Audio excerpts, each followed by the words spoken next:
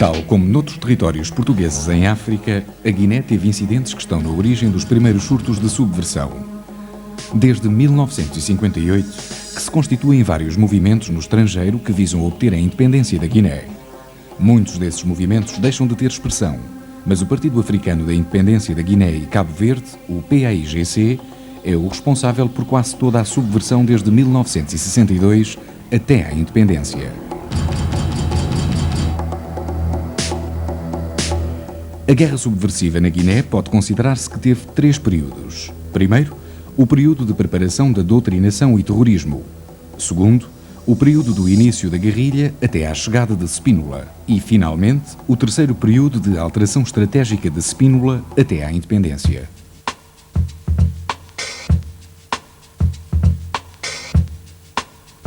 O primeiro período começa em agosto de 1959, com o levantamento de estivadores no Porto de Bissau, fazendo uma dezena de mortos entre os negros trabalhadores.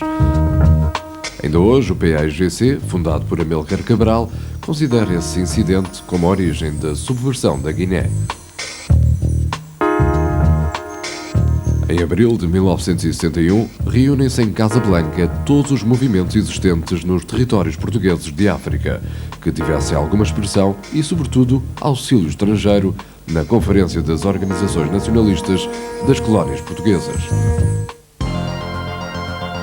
Apesar dos Estados Unidos serem aliados de Portugal na NATO, a verdade é que, para seguirem a política africana do presidente Kennedy, votaram contra Portugal na moção de 21 de abril de 1961, que pretendia medidas contra a presença de Portugal em África, e é sob sua influência que, em maio próximo, se inicia um corte no auxílio às Forças Armadas Portuguesas, tendo sido constituída uma comissão do Grupo de Auxílio e Conselho Militar para verificar se Portugal está a utilizar material de guerra da NATO em África, como os F-86, os carros de combate, entre outro material. Quase todos os países africanos cortam relações diplomáticas com Portugal, obrigando a longas viagens sem aeroportos e portos alternativos para os transportes de pessoal e material para as colónias portuguesas. Também o Daomé exige que Portugal se retire do forte de São João Batista de Ajudá, apesar da nula importância estratégica e económica do forte, que tinha sido construído pelos portugueses em 1721 e daí viverem apenas um residente e 2 guardas. A verdade é que as Forças Armadas do Daomé o ocuparam em agosto de 1961. Até Leopoldo Senghor, um dos pilares do Ocidente em África, corta relações diplomáticas com Portugal.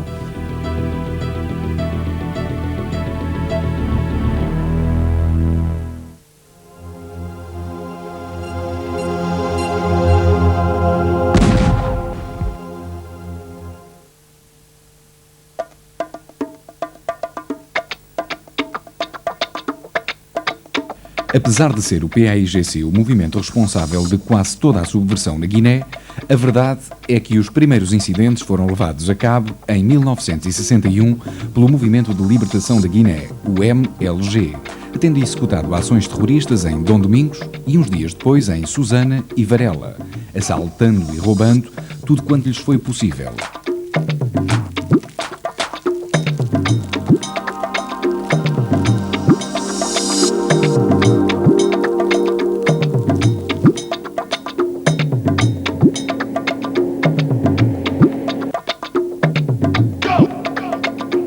Este assunto levou muita população a fugir para a República da Guiné e para o Senegal.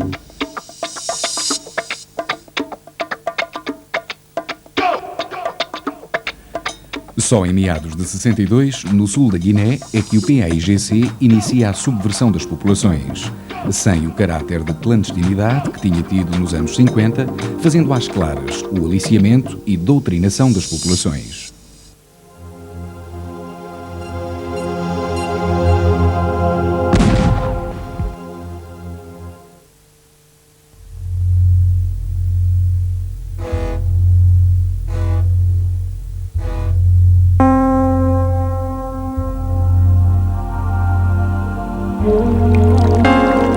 Essa nova tarefa, cujo peso nem sequer podemos avaliar, é desafio lançado à geração presente e vai ser uma das maiores provas da nossa história.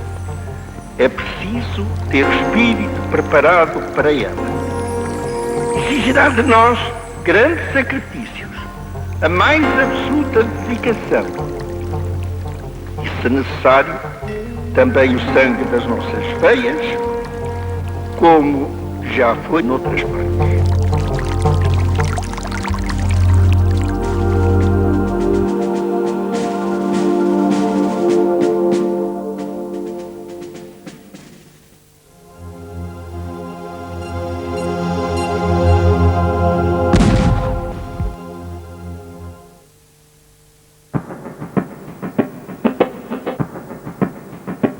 A segunda fase da guerra subversiva na Guiné pode considerar-se que se inicia em 23 de janeiro de 1963, quando o PAIGC assalta o quartel de Tite e inicia a guerra de guerrilha, deixando os ataques terroristas da fase inicial.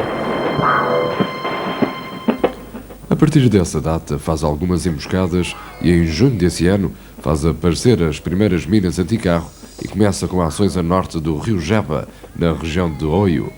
Em 18 de julho, o Ministro da Defesa, General Gomes de Araújo, admite publicamente que o PAIGC já alastrou a 15% da Guiné.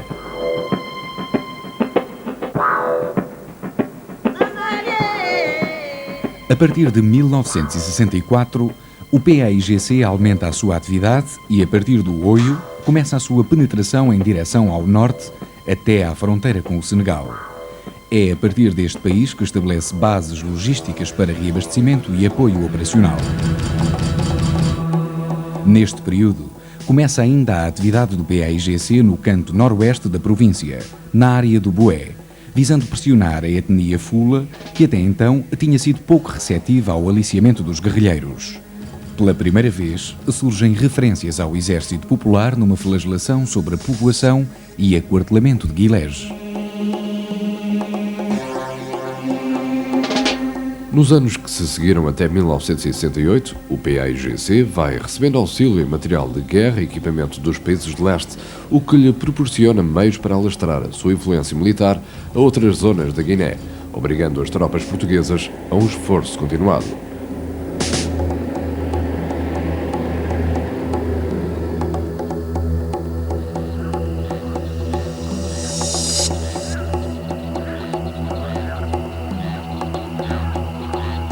A melhoria de material e o melhor treino do seu pessoal leva o PAIGC a colocar engenhos em todos os itinerários das tropas portuguesas e a flagelação com muita frequência os meios terrestres, navais e, em alguns casos, os meios aéreos com artilharia antiaérea convencional.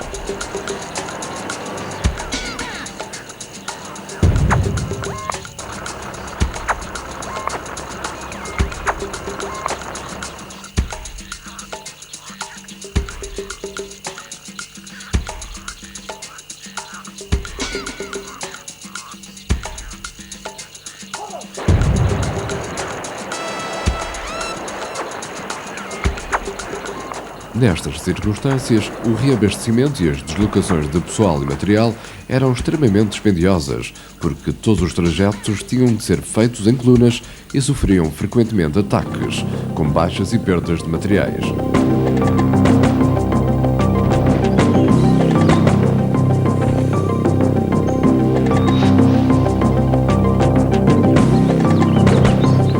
Mais, as fugas de populações afetadas pelos ataques dos guerrilheiros obrigaram a grande esforço na sua recuperação.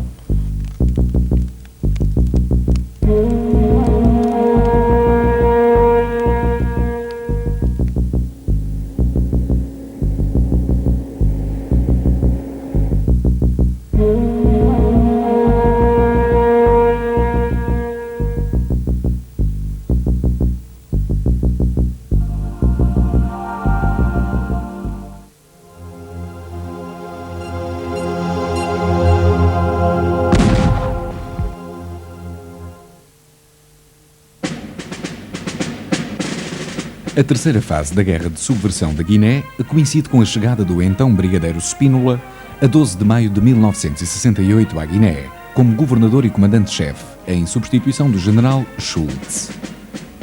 Nas tropas portuguesas instaura-se um novo estilo e um novo alento, enquanto que no PAIGC surge uma nova estratégia, a da guerra em movimento.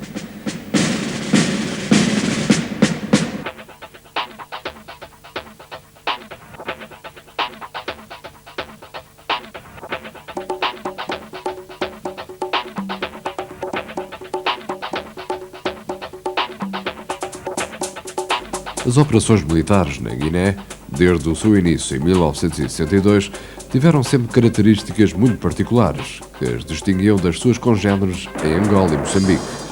As principais razões dessa especificidade consistiam numa série de elementos de caráter sociológico, geográfico e económico.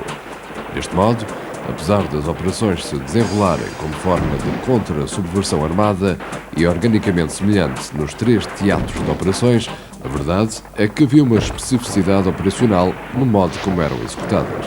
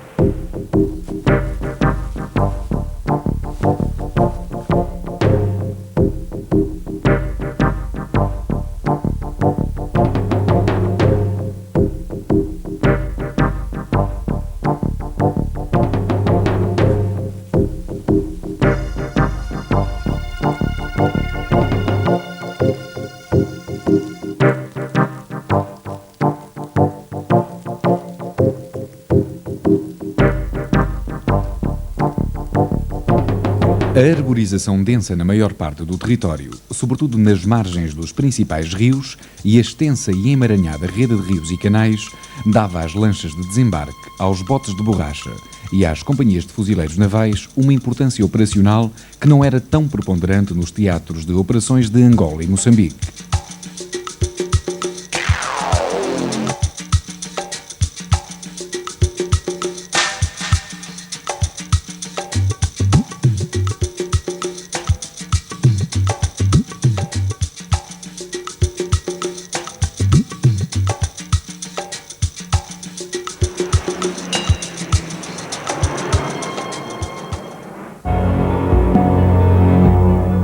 A terceira fase coincide também com a queda da cadeira de Salazar, com a nomeação de Marcelo Caetano e com a tomada de posse de Nixon como presidente dos Estados Unidos, que foram todos eles acontecimentos de peso na conduta da política portuguesa em relação aos seus territórios em África.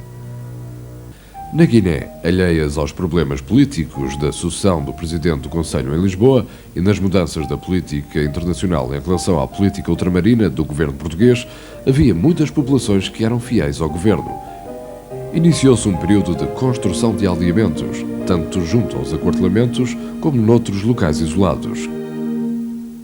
Na Guiné, as operações militares contaram com o auxílio de forças paramilitares designadas por milícias. Mas apesar das referências contínuas às ações prestadas pelas milícias guineenses, a verdade é que o seu número nunca atingiu os valores que foram conseguidos em Angola e Moçambique.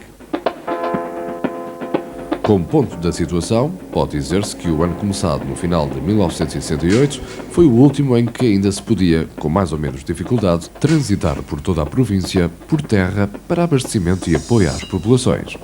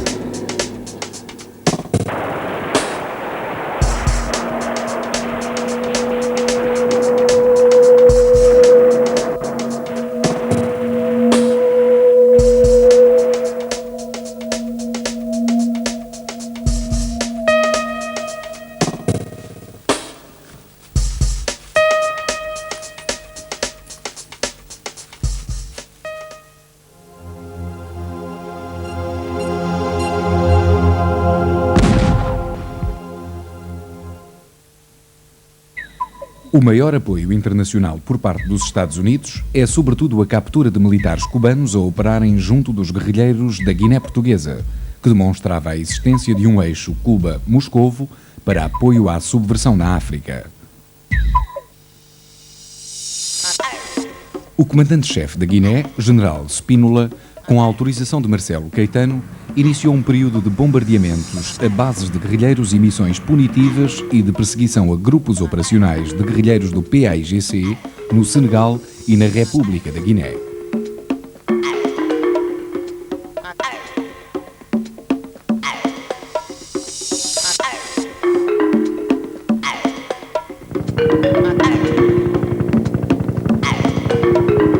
Na Guiné, os efetivos militares tinham uma densidade maior que nas outras frentes da guerra colonial. E se tivermos em conta o facto da Guiné ser profundamente habitada por um grande número de etnias e ter um território alagado de quase 1/3 da sua superfície total, poderá ter-se uma ideia da concentração de forças tanto do lado português como no dos guerrilheiros do PAIGC.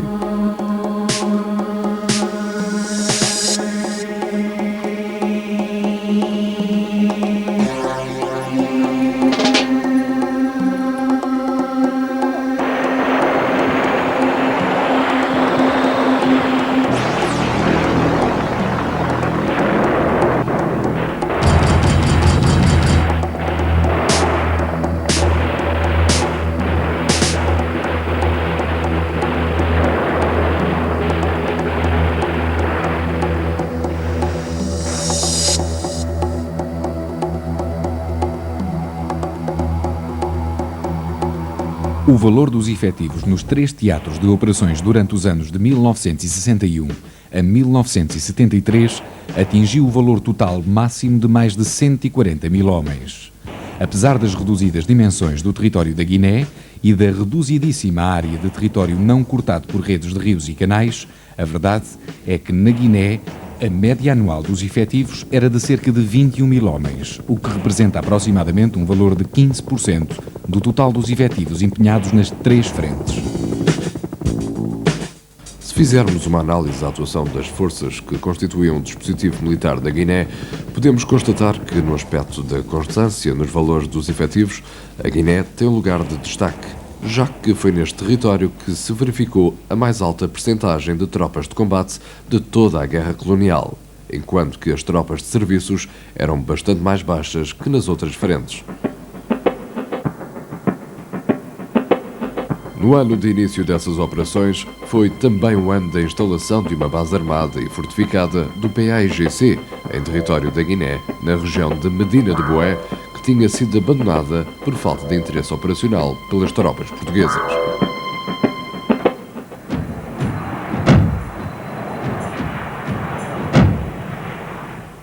O ano de 1969 é também o da visita de Marcelo Caetano à Guiné, onde afirma a continuação do esforço de guerra e a manutenção dos territórios portugueses em África.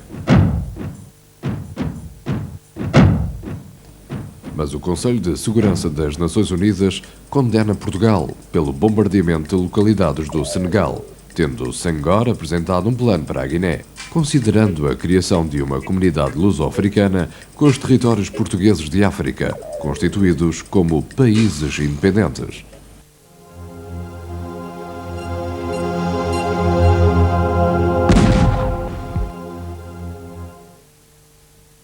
A morte de 3 majores na Guiné, ao tratarem de uma aproximação ao PAIGC para, no âmbito da Operação Chão Manjaco, propor a paz com a integração das forças de guerrilha no exército português, é o prelúdio da intensificação das operações de ambas as partes.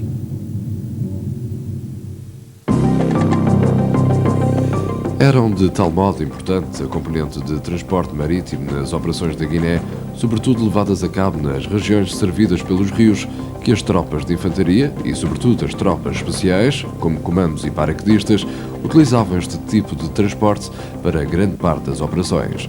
Na Guiné, mais do que nas frentes de Angola e Moçambique, as missões conjuntas de Exército, Marinha e Força Aérea tiveram uma importância primordial.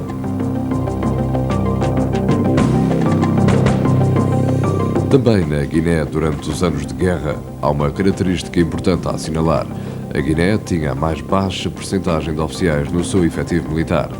A média nos 3 teatros de operações era de um oficial para cada 17 praças e de um sargento para cada 8.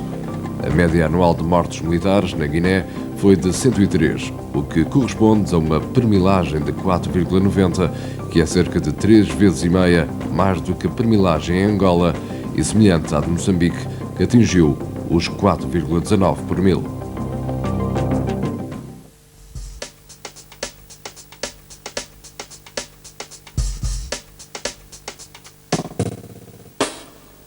As ações das companhias de comandos, dos fuzileiros, dos paraquedistas e de tropas especiais tiveram da parte da guerrilha uma resposta pronta que demonstrava grande capacidade operacional. Em 3 de agosto, o PAIGC ataca em simultâneo 32 campos militares portugueses.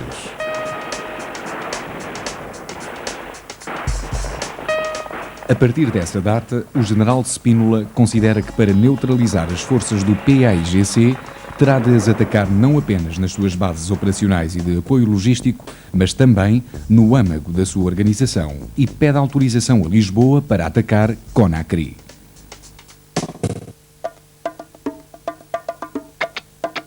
A última grande operação da guerra subversiva na Guiné é, sem dúvida, a Operação Mar Verde, conduzida pelo comandante Alpuin Calvão, que atacou com parte do destacamento de fuzileiros especiais africanos, parte da companhia de comandos africanos do capitão Bakar Jaló e um grupo de exilados guineenses, comandado por oficiais, sargentos e praças portugueses do Exército e da Marinha, invadiram Conakry. Em 12 de novembro de 1970, conseguiram apoderar-se da cidade, libertar prisioneiros portugueses, mas não atingiram 2 dos seus objetivos mais importantes: prender Amílcar Cabral e terminar com o regime de Sékou Touré. A verdade é que a Operação Mar Verde libertou um elevado número de prisioneiros portugueses há muito encerrados nas prisões de Conakry. É de facto o ponto culminante da estratégia iniciada pelo general Spínola na Guiné, que conduziu a uma confrontação entre o governo de Marcelo Caetano e as Forças Armadas. É também o ano da morte de Salazar. A reação do PAIGC é o ataque com mísseis a 2 das maiores cidades da Guiné, Bissau e Bafatá. E nem a presença de Spínola em Bafatá é suficiente para acalmar as populações que se sentem ameaçadas.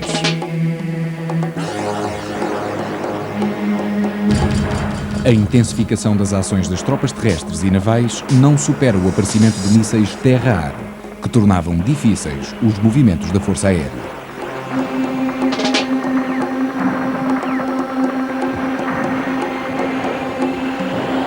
No último trimestre de 1974, o governo de Marcelo Caetano tentou fazer face aos problemas dos mísseis terra-ar SAMSAT que tinham sido fornecidos pelos países de leste à guerrilha do PAIGC.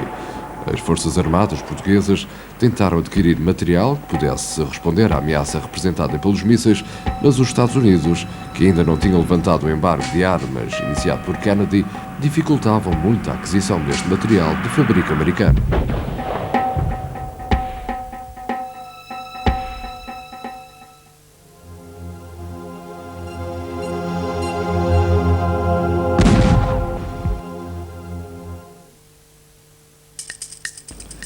É sobretudo depois da morte de Amílcar Cabral, em janeiro de 73, e do encontro de General Spínola com Senghor, que nas instituições castrenses começa a correr a notícia de que Marcelo Caetano preferia uma derrota militar a qualquer tipo de acordo com o PAIGC.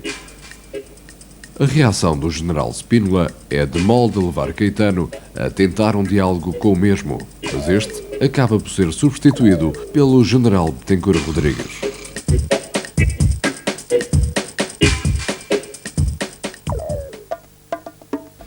A situação do pessoal militar na Guiné tornava-se dia para dia mais difícil de resolver. Os salários eram muito baixos, a permilagem de mortos muito elevada, as longas permanências em operações e as difíceis condições de vida nas unidades da Guiné constituíram catalisadores que fizeram surgir contestações dentro das fileiras das Forças Armadas, não só dos oficiais milicianos, como dos oficiais oriundos da Academia Militar. A contestação nas Forças Armadas levou Marcelo Caetano a admitir que existia de facto um fosso entre os seus oficiais mais antigos e os mais modernos, e que a maioria dos generais carecia de prestígio entre os seus subordinados. A publicação do livro Portugal e o Futuro, em que o general Spínola expõe a sua concepção de uma política federalista para solucionar o problema africano, leva o governo de Marcelo Caetano a destituí-lo do seu cargo de subchefe do Estado-Maior-General das Forças Armadas, juntamente com o general Costa Gomes, seu chefe direto. Com este incidente, inicia-se um processo revolucionário que termina no 25 de abril, aliás iniciado em Bissau em 21 de agosto de 1973, com a reunião de mais de uma centena de oficiais na capital da Guiné.